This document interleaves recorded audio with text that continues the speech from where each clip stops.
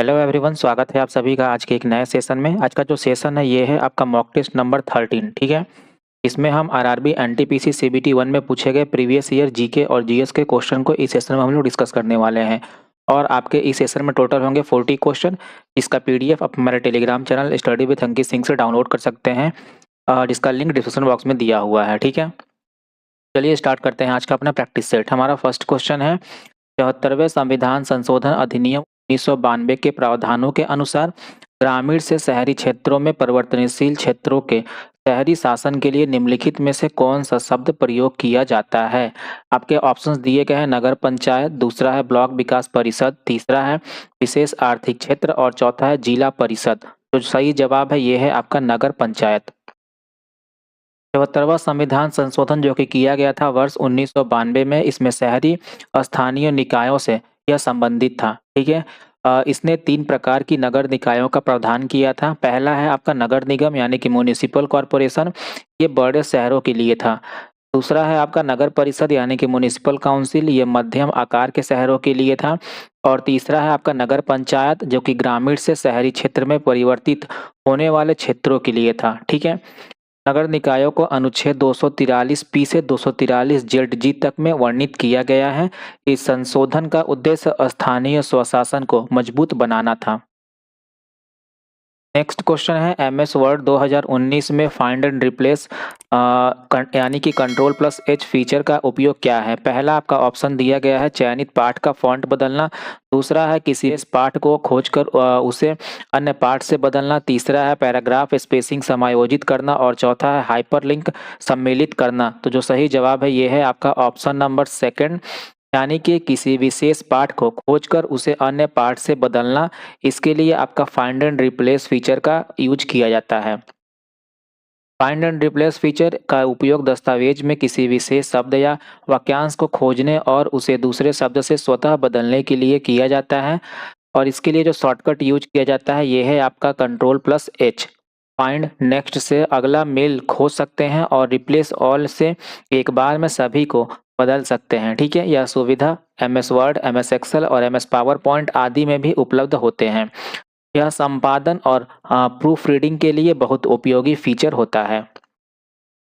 Next question है, अपनी एक प्रसिद्ध कृति में यहान बिन अहमद सिरहंदी ने दावा किया कि डैश वंश के संस्थापक पैगंबर मुहम्मद के वंशज थे।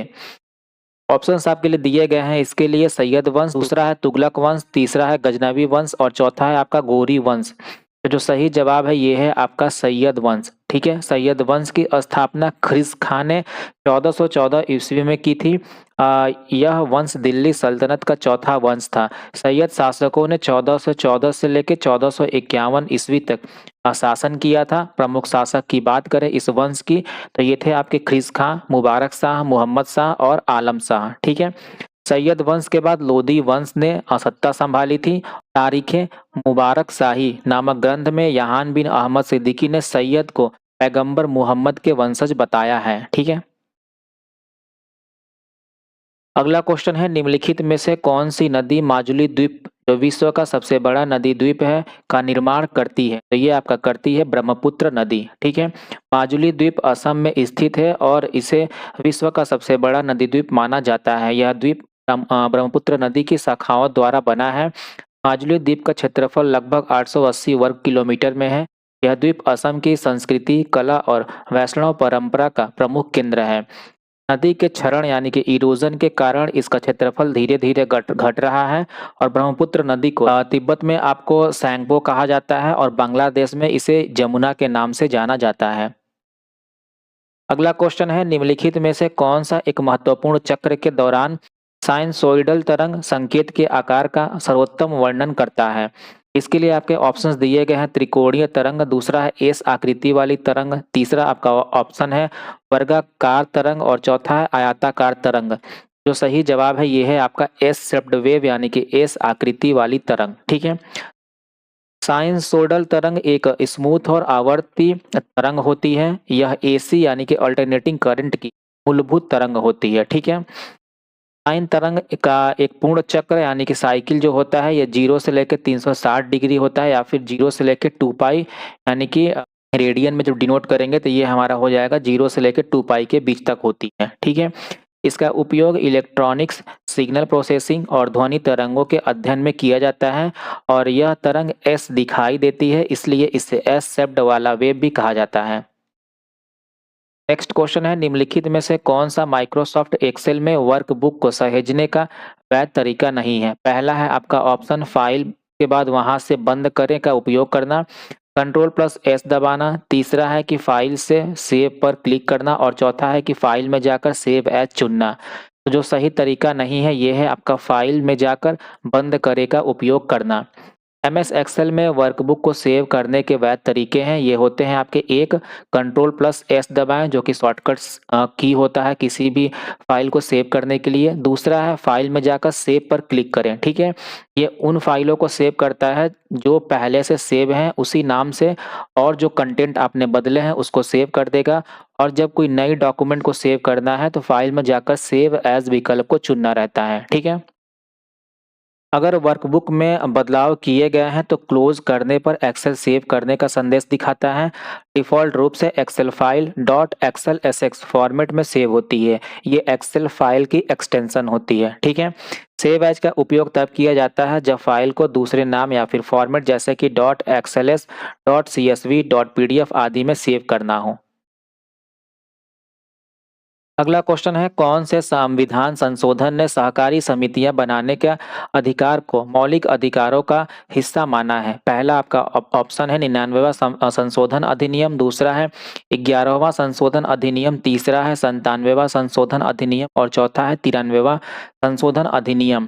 तो जो सही जवाब है ये है आपका 97वां संविधान संशोधन अधिनियम, ठीक है। 97वां संविधान संशोधन अधिनियम किया गया था वर्ष 2011 में। इसके तहत सरकारी समितियों से संबंधित प्रावधानों को जोड़ा गया था। इस संशोधन ने अनुच्छेद 19 के क्लॉज 1 के सब क्लॉज सी में संशोधन कर सहकारी समितियां बनाने का अधिकार मौलिक अधिकार बना दिया। साथ ही भाग 9 बी को जोड़ा गया जो सहकारी समितियों के संचालन से संबंधित है। इसका उद्देश्य था सहकारिता आंदोलन को संवैधानिक दर्जा देना और उनकी लोकतांत्रिक व पारदर्शी कार्यप्रणाली सुनिश्चित करना, ठीक है। इस संशोधन को वर्ष 2011 में पारित किया गया और वर्ष 2012 से लागू किया गया था। अगला क्वेश्चन है, भारतीय संविधान का कौन सा अनुच्छेद हिंदी के प्रसार और विकास को बढ़ावा देता है? तो ये है आपका अनुच्छेद नंबर 351। अनुच्छेद 351 में हिंदी भाषा के प्रसार और विकास का उल्लेख किया गया है। इसमें कहा गया है कि केंद्र सरकार हिंदी भाषा के प्रसार, उसके समृद्धिकरण और भारत की अन्य भाषाओं के शब्दों को शामिल करने के लिए प्रयास करेगी। संविधान में हिंदी को राजभाषा यानी कि ऑफिशियल लैंग्वेज के रूप में अनुच्छेद 343 में मान्यता दी गई है। हिंदी लिपि की बात करें तो ये है आपका देवनागरी लिपि, ठीक है। और जो आपका राजभाषा दिवस है ये हर वर्ष 14 सितंबर को मनाया जाता है। नेक्स्ट क्वेश्चन है, परमहंस सभा की स्थापना कब की गई थी? तो ये आपका किया गया था वर्ष 1849 में। परमहंस सभा की स्थापना 1849 में बॉम्बे में की गई थी। इसका उद्देश्य सामाजिक सुधार, जाति प्रथा के विरोध और धार्मिक सहिष्णुता को बढ़ावा देना था। यह भारत के प्रारंभिक सुधार आंदोलनों में से एक था। संगठन ने गोपनीय रूप से कार्य किया क्योंकि उस समय समाज सुधारक विचारों का विरोध होता था। यह आंदोलन बाद में प्रार्थना समाज जैसे संगठन के लिए मार्गदर्शक बना था, ठीक है। और प्रार्थना समाज के जो फाउंडर थे ये थे आपके आत्माराम पांडुरंगा, जिसका स्थापना इन्होंने वर्ष 1867 में किया था। अगला क्वेश्चन है, पैका निम्नलिखित में से किस राज्य का प्रसिद्ध लोक नृत्य है? तो ये है आपका झारखंड राज्य का। पैका नृत्य झारखंड का लोक नृत्य है। यह नृत्य वीरता, युद्धकला और पारंपरिक हथियारों के प्रदर्शन पर आधारित है। पैका शब्द का अर्थ होता है योद्धा या फिर सैनिक। यह नृत्य छोटा नागपुर क्षेत्र के मुंडा और उरांव जनजातियों द्वारा किया जाता है।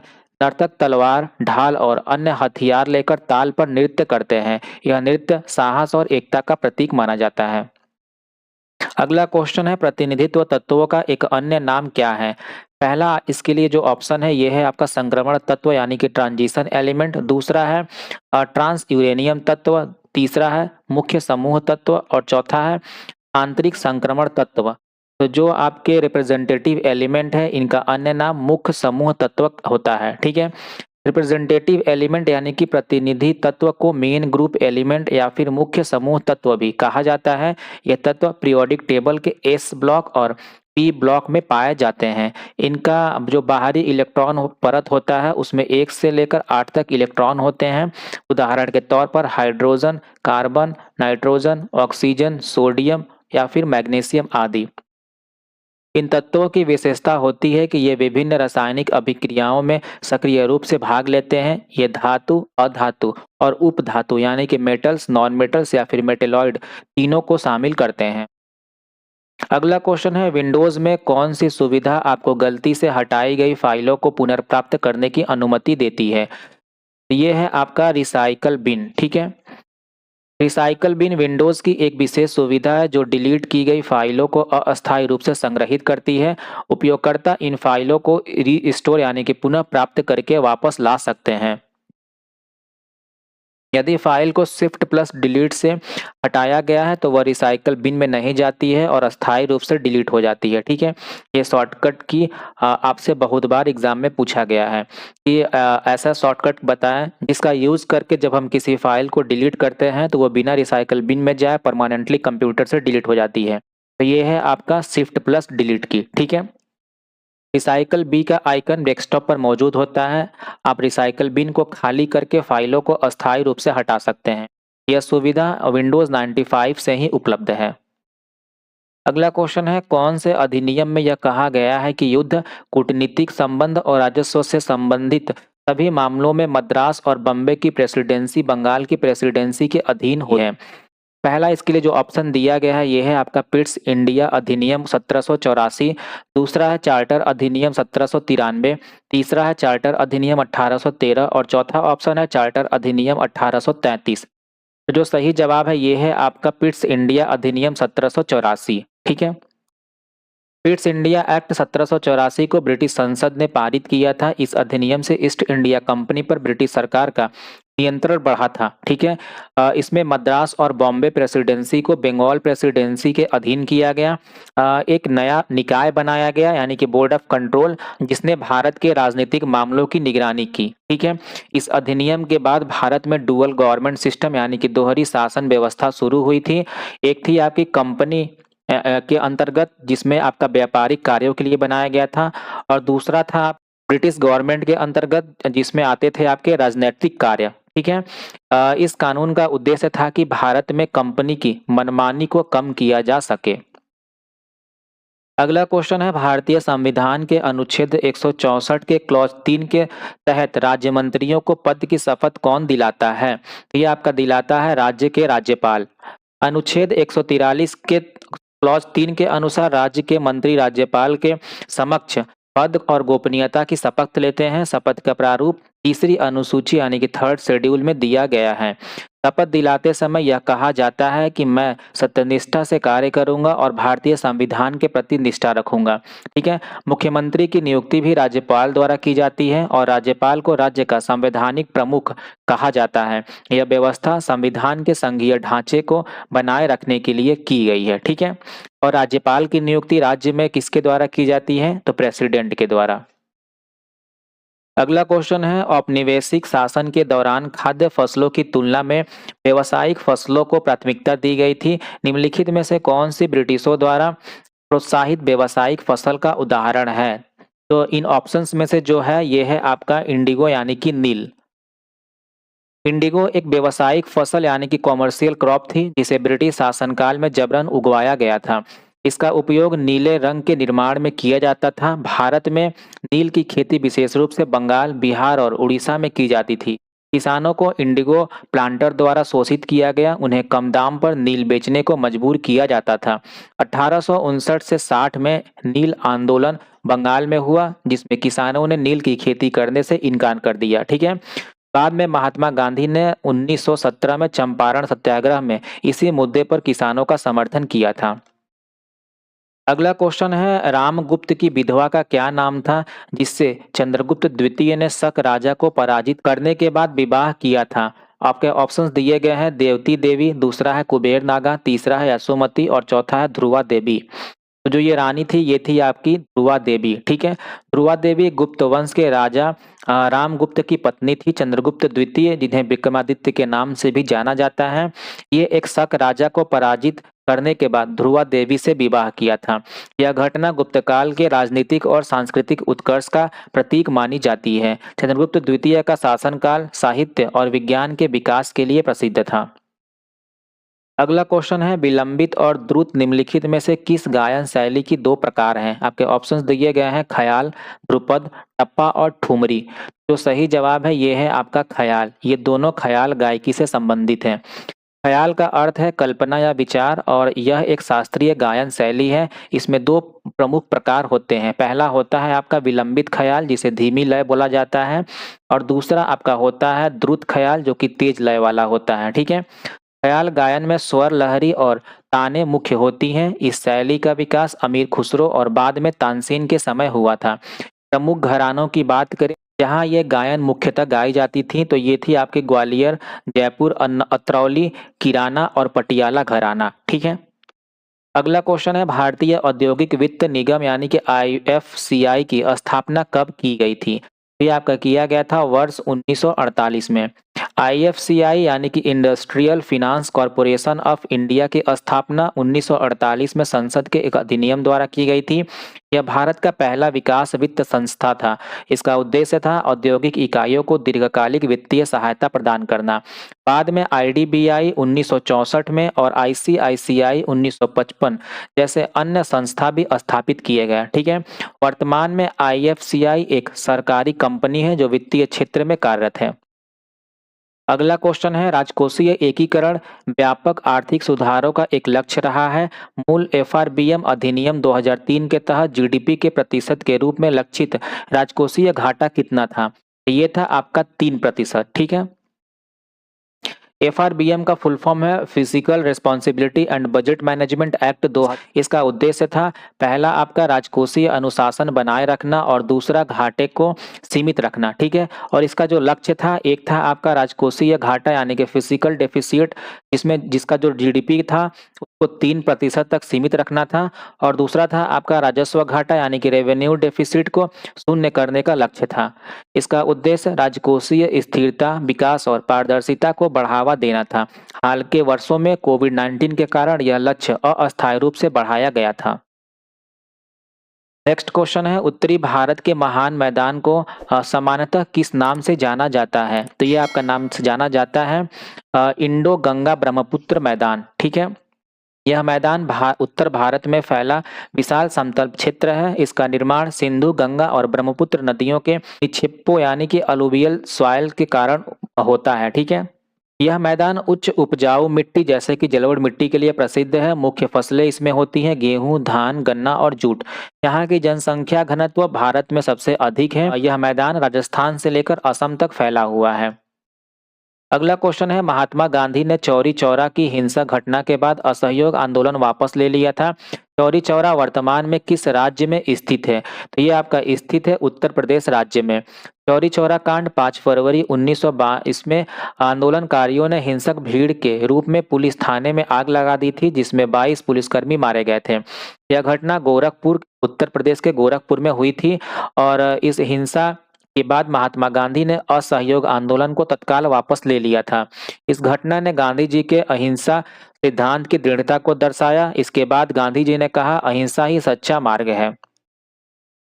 अगला क्वेश्चन है, कौन सा द्वीप स्वराज द्वीप के नाम से पुनः नामित किया गया था? पहला आपका ऑप्शन है रॉस द्वीप, दूसरा है नील द्वीप, तीसरा है बैरन द्वीप और चौथा है हैवलॉक द्वीप। तो जो ये द्वीप है ये है आपका हैवलॉक द्वीप, जिसे स्वराज द्वीप के नाम से पुनः नामित किया गया था। 2018 में प्रधानमंत्री नरेंद्र मोदी ने हैवलॉक द्वीप का नाम बदलकर स्वराज द्वीप रखा। यह द्वीप अंडमान और निकोबार द्वीप समूह में स्थित है। यह नाम सुभाष चंद्र बोस के स्वतंत्र भारत सरकार आजाद हिंद के सम्मान में रखा गया। रॉस द्वीप का नाम बदला गया नेताजी सुभाष चंद्र बोस द्वीप, और नील द्वीप का नाम रखा गया शहीद द्वीप, ठीक है। यह क्षेत्र आज भी एक प्रमुख पर्यटन स्थल है। अगला क्वेश्चन है, मान लीजिए एक उपयोगकर्ता किसी ग्राफिकल एप्लीकेशन के साथ इंटरेक्ट कर रहा है। कंप्यूटर सिस्टम का कौन सा घटक मुख्य रूप से मॉनिटर पर प्रदर्शित दृश्य तत्वों को प्रस्तुत करने के लिए जिम्मेदार होता है? पहला आपका ऑप्शन है मदर चिपसेट, दूसरा है सेंट्रल प्रोसेसिंग यूनिट यानी कि सीपीयू, दूसरा है ग्राफिकल प्रोसेसिंग यूनिट यानी कि जीपीयू और चौथा आपका ऑप्शन है रैंडम एक्सेस मेमोरी यानी कि रैम। तो जो सही जवाब है ये है आपका ग्राफिकल प्रोसेसिंग यूनिट यानी कि जीपीयू। ठीक है, जीपीयू का मुख्य कार्य होता है कंप्यूटर के ग्राफिकल डेटा को प्रोसेस करना और मॉनिटर पर प्रदर्शित करना। इसे कभी-कभी ग्राफिकल कार्ड भी कहा जाता है। इसका उपयोग video rendering, gaming, 3D modelling और एआई प्रोसेसिंग में किया जाता है। प्रसिद्ध जीपीयू निर्माता कंपनी है एनवीडिया, एएमडी और इंटेल। ठीक है, आधुनिक जीपीयू में समानांतर प्रोसेसिंग क्षमता होती है जो सीपीयू की तुलना में तेज होती है। नेक्स्ट क्वेश्चन है 1820 से 21 में झारखंड के वर्तमान पश्चिम सिंहभूम जिले के क्षेत्र में किस जनजाति ने अधिकारियों के विरुद्ध विद्रोह का नेतृत्व किया जिसे बाद में ब्रिटिशों ने दबा दिया? पहला आपका ऑप्शन है संथाल जनजाति, दूसरा है मुंडा जनजाति, तीसरा आपका ऑप्शन है खासी जनजाति और चौथा है आपका हो जनजाति। जो सही जवाब है ये है आपका हो जनजाति। ठीक है, हो जनजाति झारखंड के पश्चिम सिंहभूम क्षेत्र में निवास करती है। 1820 से 21 में हो विद्रोह ब्रिटिश शासन के खिलाफ हुआ था। इसका नेतृत्व हो जनजाति के मुखिया ने किया था जिन्होंने अंग्रेजों के कर और दमन नीतियों का विरोध किया। यह विद्रोह बाद में ब्रिटिश सेना द्वारा दबा दिया गया। हो जनजाति की जो भाषा है ये है आपकी हो भाषा जो कि संबंधित है ऑस्ट्रो एशियाटिक परिवार से। ठीक है, अगला क्वेश्चन है एमएस पावर पॉइंट प्रस्तुति को सहेजते समय यदि मुख्य उद्देश्य यह सुनिश्चित करना है कि प्रस्तुति स्लाइड शो व्यू में खुले भले ही प्राप्तकर्ता के पास पावर पॉइंट इंस्टॉल न हो तो निम्नलिखित में से कौन सा विकल्प सबसे उपयुक्त होता है? तो ये जो सही जवाब है ये है आपका .ppsx। ठीक है, यानी कि power point show. .ppsx format में प्रस्तुति सेव करने पर यह सीधे स्लाइड शो मोड में खुलती है। ठीक है, यह उपयोगी होती है जब आप चाहते हैं कि प्राप्तकर्ता केवल देख सके, संपादन न कर सके। ठीक है, .pptx फाइल एडिट मोड में खुलती है। .pdf फॉर्मेट में स्लाइड्स स्थिर रूप में होती हैं, एनिमेशन नहीं चलता है। ठीक है, और .odp में ओपन सोर्स होता है जो कि लिब्रा ऑफिस का एक फॉर्मेट है। ठीक है, अगला क्वेश्चन है 1950 के दशक से पहले संरचनात्मक अध्ययन के लिए पूर्ण डीएनए को अलग न कर पाने का मुख्य कारण कौन सा आणविक गुण था? पहला आपका ऑप्शन है डीएनए का उच्च गलनांक, दूसरा है डीएनए का पराबैंगनी क्षरण के प्रति संवेदनशील होना, तीसरा है डीएनए का हिस्टोन प्रोटीन से अंतःक्रिया, चौथा है डीएनए की विशाल बहुलकीय प्रकृति और नाजुकता। तो जो सही जवाब है ये है आपका डीएनए की विशाल बहुलकीय प्रकृति और नाजुकता। ठीक है, 1950 के दशक से पहले वैज्ञानिक डीएनए को पूरी तरह अलग नहीं कर पाते थे क्योंकि डीएनए का एक लंबा, नाजुक और बहुलकीय अणु होता है। ठीक है,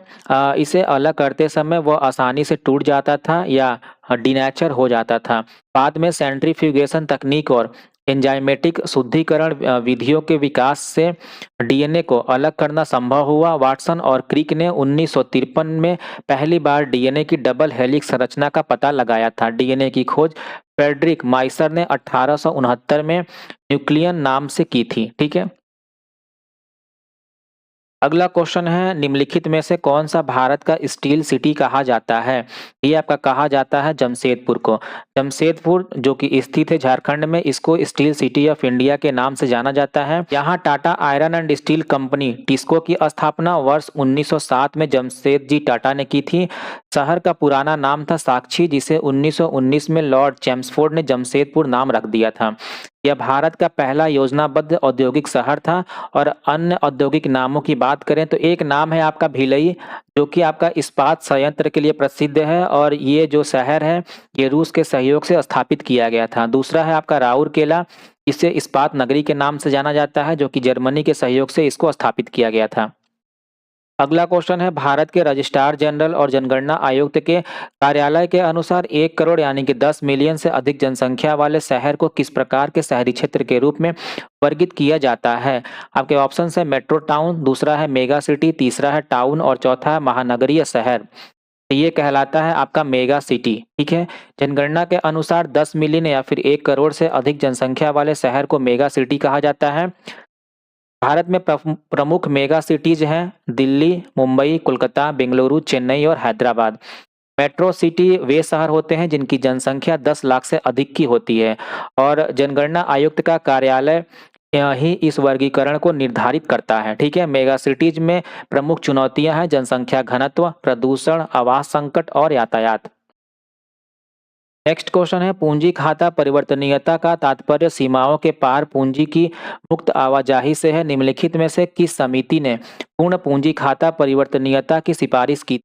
पहला आपका समिति है सुरेश तेंदुलकर समिति, दूसरा ऑप्शन है तारापोर समिति, तीसरा है अशोक मेहता समिति और चौथा है रंगराजन समिति।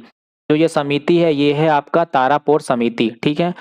पूंजी खाता परिवर्तनीय का अर्थ है कि व्यक्ति या संस्था अपने निवेश या पूंजी को विदेश में स्वतंत्र रूप से भेज या ला सकते हैं। तारापोर समिति जो कि था ये समिति 1997 की, इसकी अध्यक्षता एस तारापोर ने जो कि थे आपके पूर्व आरबीआई डिप्टी गवर्नर, इन्होंने की थी।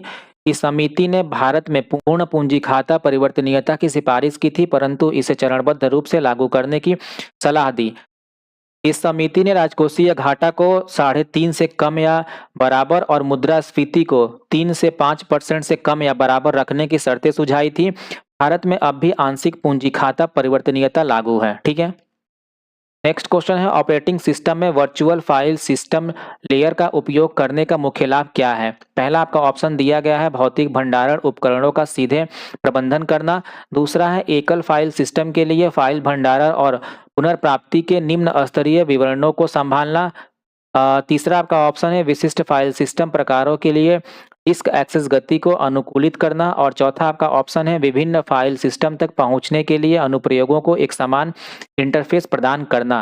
तो इसका जो मुख्य लाभ है ये है आपका विभिन्न फाइल सिस्टम तक पहुंचने के लिए अनुप्रयोगों को एक समान इंटरफेस प्रदान करना। ठीक है। वीएफएस का फुल फॉर्म है वर्चुअल फाइल सिस्टम। यह ऑपरेटिंग सिस्टम की एक सॉफ्टवेयर लेयर है। यह विभिन्न प्रकार के फाइल सिस्टम जैसे कि एनटीएफएस, FAT32, XT4, HFS के बीच एक समान इंटरफेस प्रदान करती है। इसका मतलब है कि एप्लीकेशन को यह जानने की जरूरत नहीं होती है कि फाइल किस फाइल सिस्टम में संग्रहित है। इससे सिस्टम पोर्टेबिलिटी और संगतता यानी कि कंपैटिबिलिटी बढ़ती है। ठीक है। यह लेयर यूनिक्स, लिनक्स, विंडोज सभी आधुनिक ओएस में मौजूद होती हैं।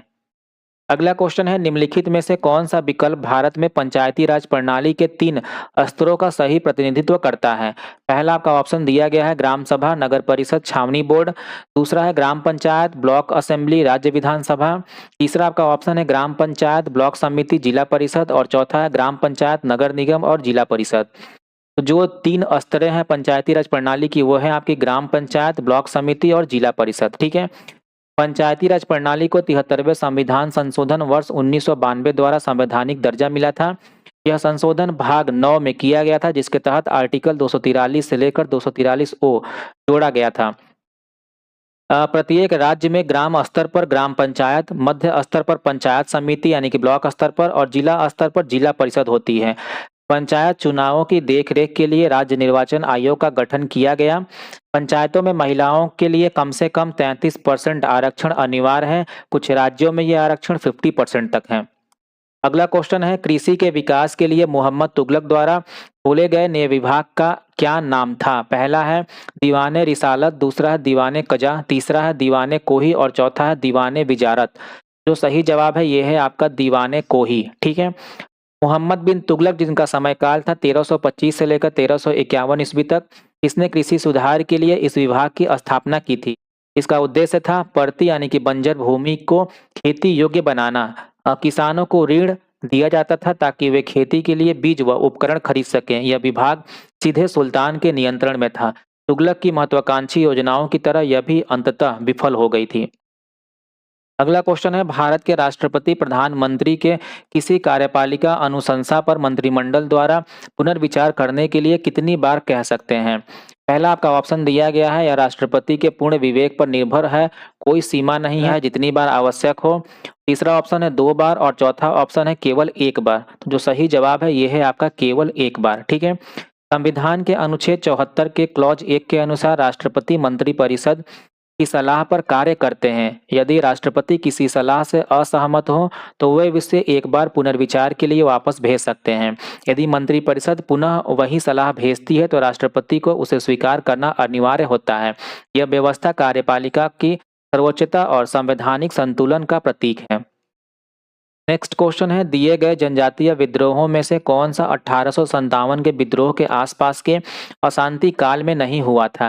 पहला है नाइकड़ा आंदोलन, दूसरा है संभलपुर विद्रोह, तीसरा आपका ऑप्शन दिया गया संथाल विद्रोह और चौथा है बिरसा मुंडा विद्रोह। तो जो सही जवाब है ये है आपका बिरसा मुंडा विद्रोह। ठीक है, बिरसा मुंडा आंदोलन 1899 से लेकर 1900 ईस्वी के बीच झारखंड के मुंडा जनजाति द्वारा किया गया था। इसका उद्देश्य ब्रिटिश हुकूमत और जमींदारी शोषण के खिलाफ विरुद्ध था। ठीक है, यह 1857 के विद्रोह से काफी बाद हुआ, इसलिए यह उस काल से संबंधित नहीं है। बिरसा मुंडा को धरती आबा भी कहा जाता है। अन्य जनजातीय विद्रोह जैसे कि संथाल विद्रोह आपका हुआ था 1855 से 56 के बीच और संभलपुर विद्रोह ये हुआ था 1857 में। ठीक है, नेक्स्ट क्वेश्चन है, हरित क्रांति की तकनीकें इनपुट पर अत्यधिक निर्भर थीं और पैमाने के प्रति संवेदनशील थीं। छोटे और सीमांत किसानों को हरित क्रांति की तकनीक अपनाने में कठिनाई क्यों हुई? पहला आपका ऑप्शन दिया गया है कृषि श्रमिकों की कमी, दूसरा है उच्च इनपुट लागत और ऋण की अनुपलब्धता, तीसरा आपका ऑप्शन है खाद्यान्न की सीमित मांग और चौथा है भूमि की अधिक उपलब्धता। तो जो सही जवाब है ये है आपका उच्च इनपुट लागत और ऋण की अनुपलब्धता। ठीक है, हरित क्रांति भारत में 1960 के दशक में प्रारंभ हुई थी। इसके जनक एम.एस. स्वामीनाथन को माना जाता है और नॉर्मन बोरलॉग को। ठीक है, इंडिया में एम.एस. स्वामीनाथन को और वर्ल्ड में नॉर्मन बोरलॉग को। ठीक है, प्रमुख विशेषताएं की बात करें तो इसके अंतर्गत एचवाईवी बीज, रासायनिक उर्वरक, सिंचाई और मशीनरी को प्रोत्साहन मिला था। छोटे किसानों को कठिनाई इसलिए हुई क्योंकि बीज व उर्वरक महंगे थे, दूसरा ऋण सुविधा सीमित थी। ठीक है, सिंचाई की व्यवस्था सभी के पास नहीं थी। इसका सर्वाधिक लाभ पंजाब, हरियाणा और पश्चिमी उत्तर प्रदेश को मिला था। इससे क्षेत्रीय असमानता और आय असमानता में वृद्धि हुई थी। अगला क्वेश्चन है, एमएस पावर पॉइंट 2019 में नई स्लाइड जोड़ने के लिए निम्नलिखित में से कौन सा कीबोर्ड शॉर्टकट उपयोग किया जाता है? तो ये आपका उपयोग किया जाता है Ctrl+M का। ठीक है, पावर पॉइंट में Ctrl+M दबाने से तुरंत एक नई स्लाइड वर्तमान स्लाइड के बाद जुड़ जाती है। ठीक है, अन्य शॉर्टकट्स की बात करें तो Ctrl+N का यूज नया प्रेजेंटेशन खोलने के लिए किया जाता है, Ctrl+D का यूज चयनित स्लाइड को डुप्लीकेट करने के लिए यूज किया जाता है और Ctrl+K का यूज हाइपर लिंक जोड़ने के लिए यूज किया जाता है। ठीक है, पावर पॉइंट शॉर्टकट तेज कार्य के लिए बहुत उपयोगी है, जैसे F5 से स्लाइड शो शुरू हो जाता है और Shift+F5 दबाने से वर्तमान स्लाइड से ही स्लाइड शुरू हो जाता है। ठीक है, अगला क्वेश्चन है, आवर्त सारणी में तत्वों के वितरण के संदर्भ में निम्नलिखित में से कौन सा कथन सही है? पहला आपका ऑप्शन है धातुओं और अधातुओं को अलग करने वाली एक तिरछी रेखा होती है, दूसरा है अधातु ऊपरी दाएं कोने में होते हैं, तीसरा आपका ऑप्शन है उपधातु पूरे सारणी में बेतरतीब फैले होते हैं और चौथा है धातु बाएं तरफ स्थित होते हैं। तो जो कथन सही नहीं है ये है आपका उपधातु पूरे सारणी में बेतरतीब फैले होते हैं। ठीक है, आवर्त सारणी में मेटल यानी कि धातु बाईं ओर और अधातु यानी कि नॉन मेटल दाईं ओर स्थित होते हैं। उपधातु जो कि मेटलॉइड होते हैं, ये तिरछी रेखा यानी कि जिग-जैग लाइन के साथ स्थित होते हैं। ये धातु और अधातु दोनों के गुण रखते हैं। ठीक है, प्रमुख उपधातु की बात करें तो ये है आपका boron, silicon, germanium, arsenic, antimony और टेलुरियम। ठीक है, अधातु ऊपरी दाएं कोने में होते हैं, जैसे कि ऑक्सीजन, नाइट्रोजन, फ्लोरीन और क्लोरीन। आधुनिक आवर्त सारणी को एटॉमिक नंबर के आधार पर व्यवस्थित किया गया है और ये मोसले के अनुसार किया गया था। अगला क्वेश्चन है, भारत के महान मैदान मुख्यतः निम्नलिखित में से किन नदियों द्वारा निक्षेपण के कारण बने थे? ये आपके बने थे सिंधु, गंगा और ब्रह्मपुत्र की निक्षेपण के कारण। ठीक है, भारत के महान मैदान का निर्माण नदीय निक्षेपण के कारण हुआ था। यह मैदान इंडो गंगा ब्रह्मपुत्र नदियों के जलोढ़ अवसादों से बने हैं। यह मैदान उत्तर भारत में फैला है, पंजाब से लेकर असम तक। इस क्षेत्र में मिट्टी अत्यंत उपजाऊ होती है और यहाँ अलुवियल सॉइल यानी कि जलोढ़ मिट्टी पाई जाती है। यह भारत की घनी आबादी और कृषि का प्रमुख क्षेत्र है। उप विभाजन की बात करें तो एक है आपका भांगड़ क्षेत्र, जो कि पुरानी जलोढ़ मिट्टी के जमा होने से ये क्षेत्र बनती है, और दूसरा है आपका खादर, जो कि नई जलोढ़ मिट्टी के जमा होने से ये खादर क्षेत्र बनता है। नेक्स्ट क्वेश्चन है, एमएस वर्ड में किसी पाठ पर बुलेट या नंबरिंग लागू करने का प्रभाव निम्नलिखित में से कौन सा कथन सबसे अच्छा वर्णन करता है? पहला है आपका ऑप्शन, यह चयनित पाठ को बेहतर संगठन के लिए प्रतीकों या संख्याओं के साथ एक संरचित सूची में बदलता है। दूसरा है, यह महत्वपूर्ण अनुच्छेदों को हाईलाइट करने के लिए पृष्ठभूमि रंग लागू करता है। तीसरा है, यह दस्तावेज को स्वतः कई अनुभागों में विभाजित कर देता है। और चौथा है, यह चयनित सामग्री को देखने से रोकने के लिए छिपा देता है। तो जो सही जवाब है यह है, यह चयनित पाठ को बेहतर संगठन के लिए प्रतीकों या संख्याओं के साथ एक संरचित सूची में बदल देता है। ठीक है। बुलेट का उपयोग असूचीबद्ध यानी कि अनऑर्डर्ड सूचियां बनाने में होती हैं। नंबरिंग का उपयोग क्रमबद्ध सूचियां बनाने के लिए किया जाता है। यह सुविधा होम टैब में जाकर पैराग्राफ ग्रुप में मिलती है। इससे पाठ को पढ़ने और समझने में आसानी होती है। इसके शॉर्टकट की बात करें तो ये आपका होता है Ctrl+Shift+S, जिससे कि बुलेट्स लागू करने के लिए इसका यूज किया जाता है। दस्तावेज में रिपोर्ट, नोट्स या पॉइंट्स को प्रस्तुत करने के लिए यह बहुत उपयोगी होती है। आज के सेट का आखिरी क्वेश्चन है, आधुनिक मदरबोर्ड में उच्च गति संचार को सक्षम करने के लिए सीपीयू से सीधे कौन सा घटक जुड़ा होता है? पहला आपका ऑप्शन है नॉर्थ ब्रिज, दूसरा है जीपीयू, तीसरा है पीसीबी और चौथा ऑप्शन है रोम। जो सही जवाब है ये है आपका नॉर्थ ब्रिज। ठीक है। नॉर्थ ब्रिज मदरबोर्ड का मुख्य चिपसेट घटक है जो सीपीयू, रैम और ग्राफिक्स कंट्रोलर यानी कि जीपीयू को जोड़ता है। इसका कार्य उच्च गति से डेटा का आदान प्रदान करना होता है। साउथ ब्रिज की बात करें तो ये चिपसेट धीमी गति वाले उपकरणों जैसे कि इनपुट आउटपुट पोर्ट, बायोस या फिर स्टोरेज को नियंत्रित करता है। ठीक है। आधुनिक सीपीयूज की बात करें तो इसमें नॉर्थ ब्रिज के कुछ कार्य सीधे सीपीयू में एकीकृत यानी कि इंटीग्रेटेड कर दिए गए हैं, जैसे मेमोरी कंट्रोलर को। इसलिए नए सिस्टम में नॉर्थ ब्रिज शब्द अब लॉजिकल कॉन्सेप्ट के रूप में प्रयोग होता है। तो ये था आज के हमारे सेट का 40 क्वेश्चन। आपको आज का सेशन कैसा लगा कमेंट करके जरूर बताएं। साथ ही अगर आज का वीडियो आपको पसंद आया हो तो इस वीडियो को लाइक करें और अपने दोस्तों के साथ शेयर करें। और अगर आप चैनल पर नए हैं तो इस चैनल को सब्सक्राइब कर लें ताकि जितने भी अपकमिंग प्रैक्टिस सेट इस चैनल पर आए वे सभी आपको आसानी से प्राप्त हो सकें। तो चलिए मिलते हैं एक नए प्रैक्टिस सेट के साथ, तब तक के लिए टेक केयर, बाय बाय।